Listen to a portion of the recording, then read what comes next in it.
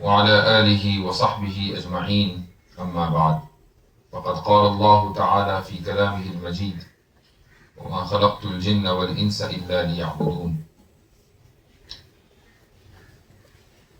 حضرت کی موجودگی میں کچھ کہنا بہت بڑی جسارت ہے، لیکن حضرت کا حکم ہے اور الامر فوق الادب، اس لیے جو باتیں بغیر کسی ترتیب کے ذہن میں آ رہی ہیں وہ آپ حضرات کے سامنے انشاءاللہ رکھنے کی کوشش کروں گا۔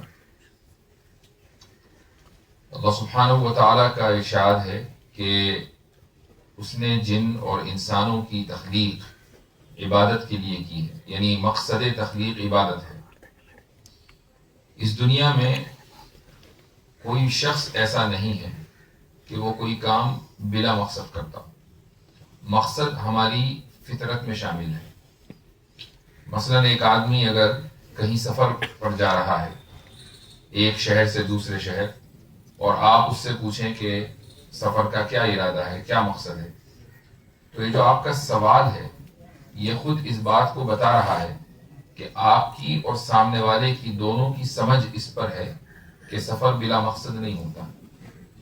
سامنے والا جواب دیتا ہے کہ میں یوں ہی جا رہا ہوں، آپ یہ کہیں کہ نہیں، رشتہ داروں سے ملنے جا رہے ہوں گے، کسی تجارتی مقصد سے جا رہے ہوں گے، گھومنے پھرنے جا رہے ہوں گے، کسی بھی چیز کی وہ تعین کرے وہی مقصد ہے۔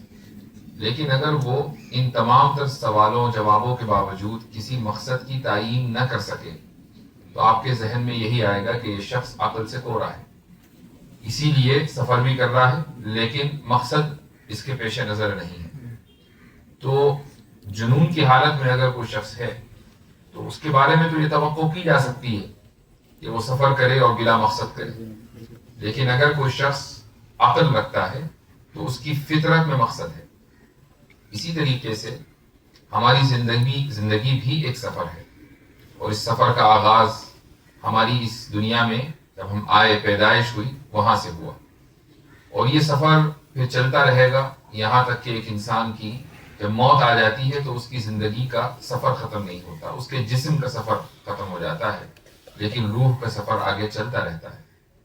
تو جب یہ سفر اتنا طویل ہے کہ صرف ایک دنیا میں سمٹ کر نہیں رہتا بلکہ اس دنیا سے منتقل ہو کر وہ دوسری دنیا میں بھی جاری رہتا ہے اور پھر تیسری دنیا میں بھی جاری رہتا ہے، تو اس طویل سفر کا بھی کوئی نہ کوئی مقصد ہونا چاہیے۔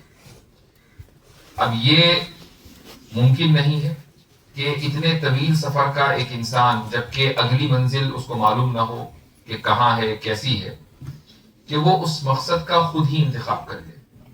اگر اس مقصد کا خود ہی انتخاب کرے گا تو ہو سکتا ہے کہ غلطی کر بیٹھے۔ مثلا بہت سے لوگوں کا مقصد زندگی کھانا اور کمانا ہوتا ہے، تو اگر کھانے کمانے کو ہی مقصد قرار دے لیا جائے تھوڑی دیر کے لیے، تو جب انسان مر جاتا ہے سفر تو ابھی بھی اس کا جاری ہے۔ یہ کھانا کمانا اس کی قبر میں کام آنے والا نہیں ہے۔ کسی کی زندگی کا مقصد اگر مال ہے تو جب انسان پر کی موت آتی ہے اور اس کو کفن دیا جاتا ہے، اس کو دفنایا جاتا ہے، تو اس کی کفن میں ایک بھی جیب نہیں ہوتی۔ کیوں؟ اس لیے کہ سب کو پتا ہے کہ یہ اپنے ساتھ ایک بھی سکہ یا روپیہ لے کر جانے والا نہیں ہے۔ سفر مال کا اگر مقصد ہے تو وہ مقصد صرف دنیاوی زندگی تک ہے، آگے یہ مقصد یا یہ چیز کام آنے والی نہیں ہے۔ اس لیے مقصد وہ ہو کہ جو آگے بھی کام آئے، اور آگے کیا چیز کام آئے گی یہ ہم جانتے نہیں ہیں، یہ جاننے والی ذات اللہ سبحانہ و تعالیٰ کی ہے۔ تو اس نے یہ طے کر دیا کہ تمہاری زندگی کا مقصد عبادت ہونا چاہیے۔ عبادت اس دنیا میں بھی کام آتی ہے اور آخرت میں بھی کام آتی ہے، قبر کی زندگی میں بھی کام آتی ہے۔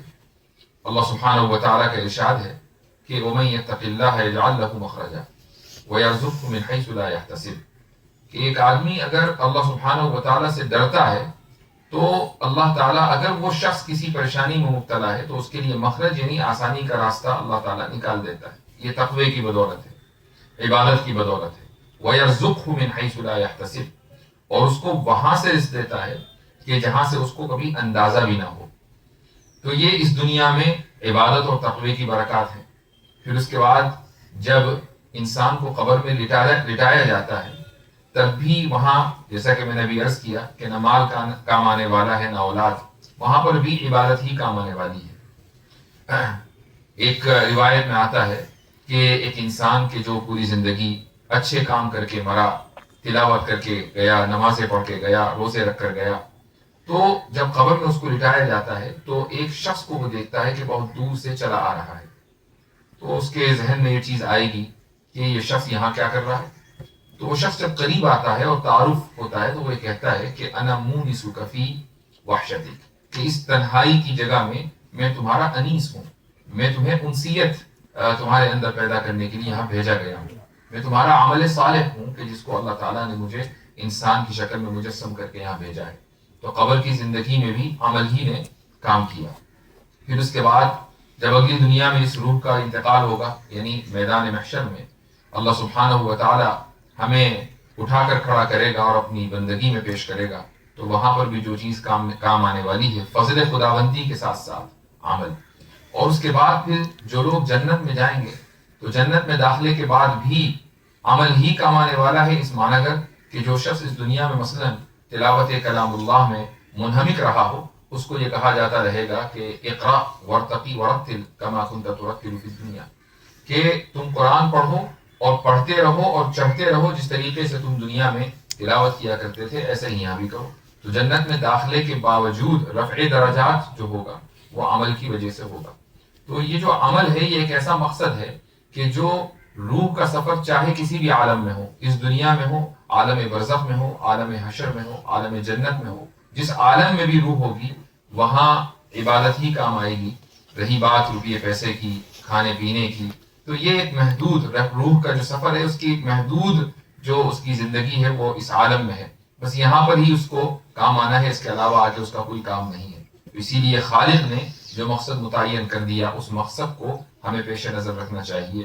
ان مبارک جگہوں پر ہمارے آنے کی جو وجہ ہے وہ یہی ہے کہ اللہ سبحانہ و تعالیٰ نے دل میں یہ اس کا فضل اور توفیق یہ داعیہ پیدا کیا کہ بزرگان دین کی صحبت اختیار کی جائے. اللہ سبحانہ و تعالیٰ کا ارشاد ہے کہ اتقوا اللہ وکونوا مع الصادقین، اللہ تعالیٰ کا تقوی اختیار کرو اور صادقین کی صحبت اختیار کرو. صادقین کی کچھ دیر کی صحبت ہی دراصل دل میں یہ داعیہ پیدا کرتی ہے کہ ہماری زندگی کا مقصد عمل ہونا چاہیے اور عمل ہی ہو کر رہے گا. یہ ان کی صحبت سے ہی حاصل ہوتا ہے. اپنے طور سے آپ کتابوں کا کتنا ہی مطالعہ کر لیں اور کتنا ہی آپ اپنے طور سے محنت کر لیں، اس میں ہو سکتا ہے کہ اللہ تعالیٰ برکت ڈال دے، لیکن اصل چیز کا جو نسخہ قرآن نے دے دیا وہ تقوی کے ساتھ ساتھ صحبت صالح ہے. میں یہاں اسی نیت سے یہاں حاضر ہوا ہوں. اصل مقصد حضرت کی زیارت، پہلی مرتبہ میں یہاں حاضر ہوا، حضرت کی زیارت، حضرت سے استفادہ کرنا ہے، لیکن حضرت کا چونکہ حکم تھا اس لیے میں اس حکم کو ٹال نہ سکا.